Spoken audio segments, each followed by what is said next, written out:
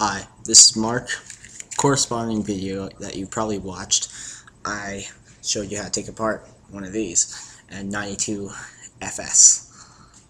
Now I'm going to show you how fast a freshman can do this in 15.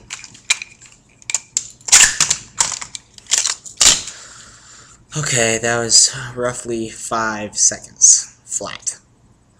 So, what you can gather from that is an actual Beretta would take 10 seconds instead of an Airsoft to put back together. Now, putting back together.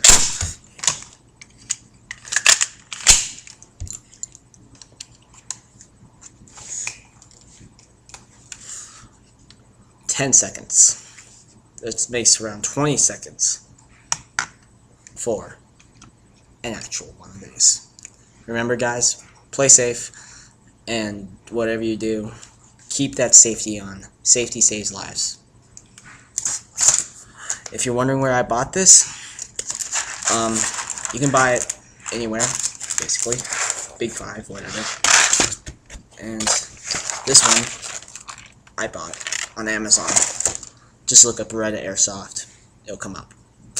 Thanks for watching. Hope you enjoy.